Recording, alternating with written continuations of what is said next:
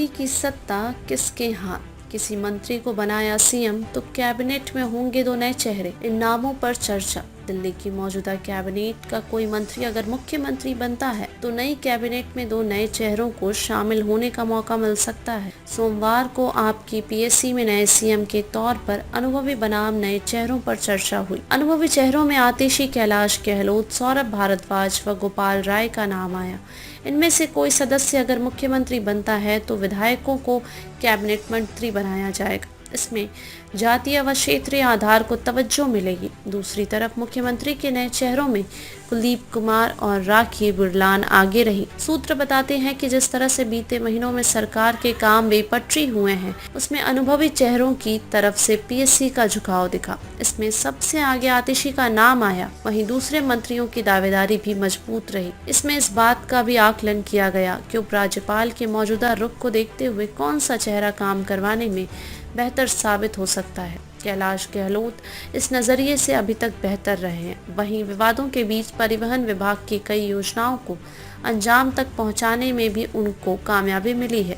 दूसरी तरफ पार्टी की राष्ट्रीय राजनीति में बढ़ती दखल और हरियाणा और महाराष्ट्र चुनाव को देखते हुए पीएससी में नए नामों पर भी चर्चा हुई। इसमें पार्टी नेताओं की राय रही कि अनुसूचित जाति का मुख्यमंत्री बनाने का सियासी संदेश राष्ट्रीय स्तर पर अच्छा जाए। इसके लिए कुलदीप कुमार और राखी बुरलान की खूबियों और खामियों पर बात हुई। इन नामों को मंगलवार की विधायक दल की बैठक में रखा जाएगा। इसमें नए मुख्यमंत्री के नाम पर मुहर लगेगी। मुख्यमंत्री के इस्तीफे के साथ दिल्ली कैबिनेट होगी भंग।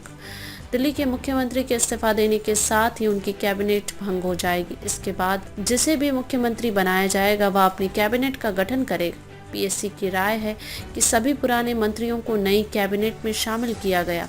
इसमें अगर कोई मौजूदा मंत्री मुख्यमंत्री बनता है तो दो नए मंत्री भी शपथ ले सकते हैं। वजह यह है कि दिल्ली कैबिनेट में 6 सदस्य हैं। राजकुमार आनंद के इस्तीफा देने से मौजूदा कैबिनेट में एक पद खाली चल रहा है। वहीं एक मंत्री के मुख्यमंत्री बनने से दो नए मंत्री होंगे। सूत्र बताते हैं कि नई कैबिनेट में क्षेत्रीय और जातीय आधार को ध्यान में रखा जाएगा। अगर दो मंत्री शामिल होते हैं कि एक अनुसूचित जाति से होगा और दूसरा पूर्वांचल या किसी दूसरे क्षेत्र का, पार्टी इसे अपने भविष्य के लिए फायदे का सौदा मान रही है।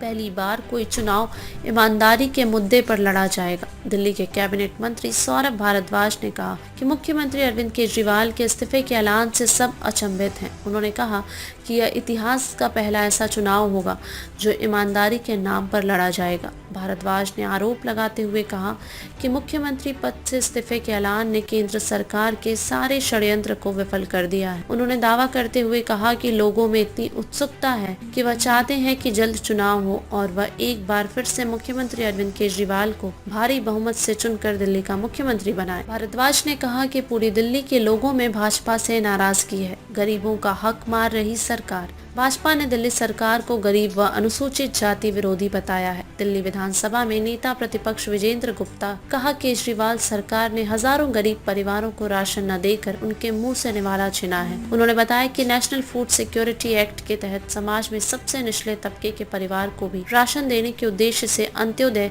अन्न योजना शुरू किया गया था। अति करीब 1,56,800 परिवारों को हर महीने 35 किलो राशन देने का प्रावधान था। फूड एंड सिविल सप्लाई विभाग ने राशन कार्ड देने के लिए विधानसभा अनुसार सूची बनाई। संबंधित विभाग के मंत्री इमरान हुसैन की मंजूरी के लिए इसे भेजा, बावजूद राशन नहीं मिल रहा। इस प्रेस वार्ता में विधायक अभय वर्मा और दिल्ली भाजपा के मीडिया प्रभारी प्रवीण शंकर कपूर भी उपस्थित थे।